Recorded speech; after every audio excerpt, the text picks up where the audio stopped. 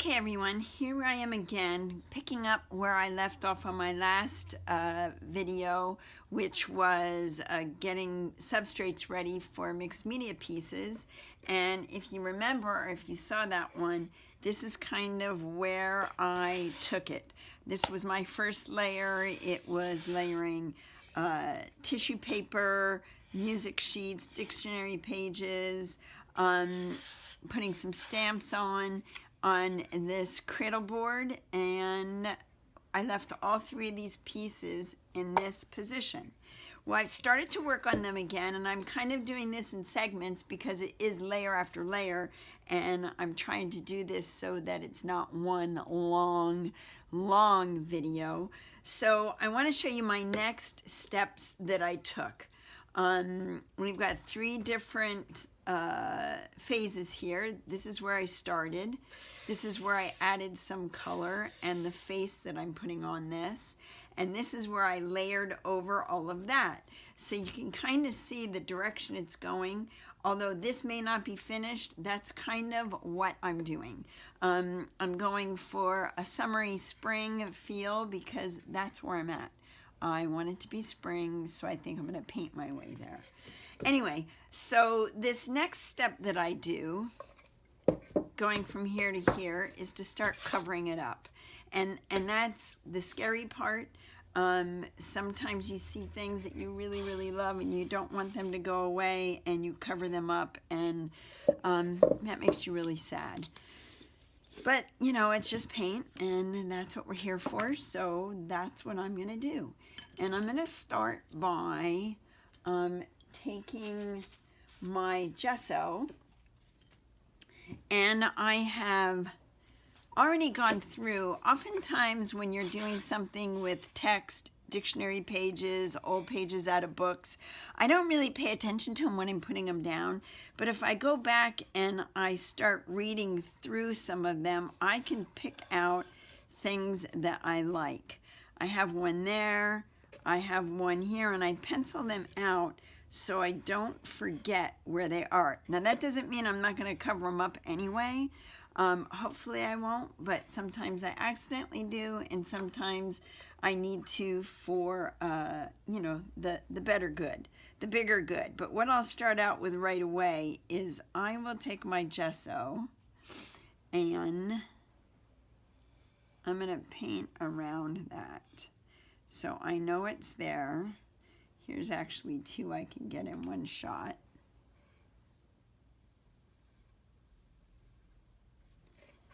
And I'm just going to paint an outline around those so I know that is where I want to be. And once I've got that done, I kind of get into the finger painting, and I want to smush that all out because I don't really want any hard edges, any hard lines.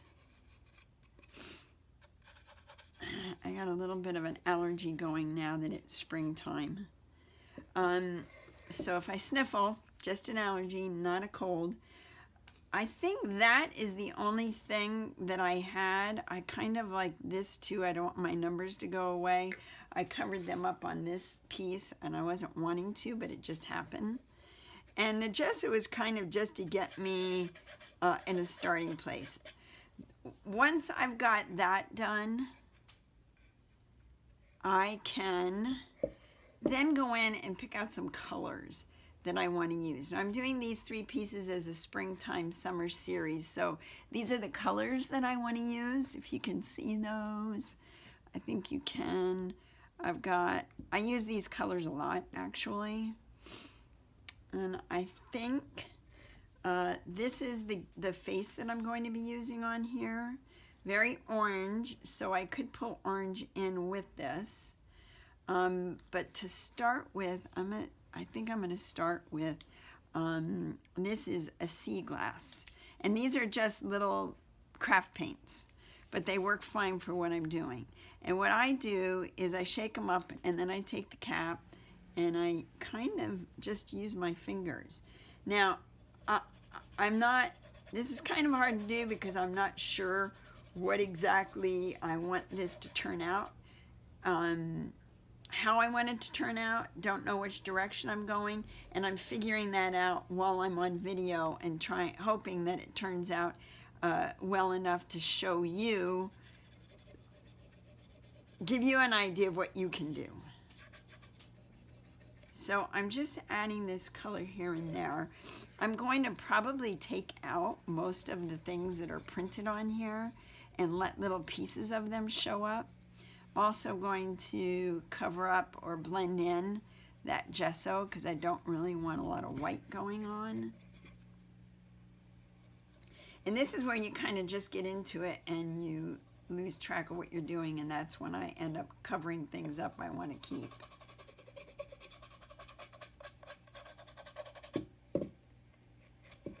And I go and I make sure that I hit all my edges, the sides too, because those are going to show this is not going to be a framed piece of art. And I hope I'm holding this at the right angle that you can see what's going on. The finger painting aspect of this is pretty fun. I really love it. Who doesn't love that? I think we all do. Now, there's one color that I'm liking, and it's already starting to soften it up. Let's take some of this blue. This is a winter blue for my summer scene.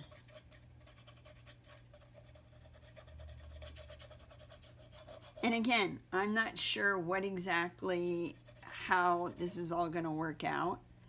Let me see, it takes some right inside that circle. That's kind of fun.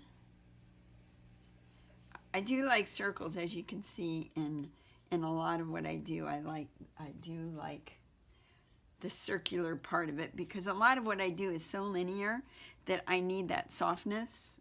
I need that little bit of round.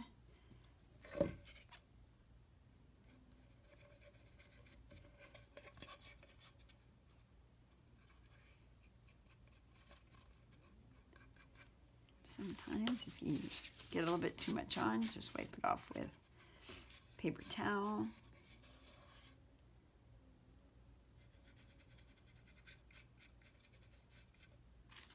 Okay, so I got that, got my color, and now I also want to mute it out a little bit more.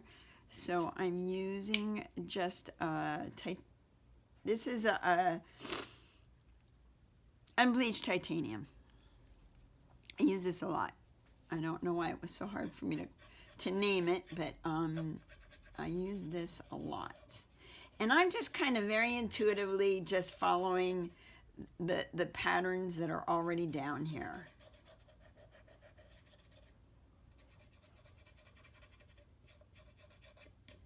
And sometimes I'm seeing something in here I might like. For marksmanship. 3 flowers sets every organ. Well, I may have to give that one up just for the sake of time.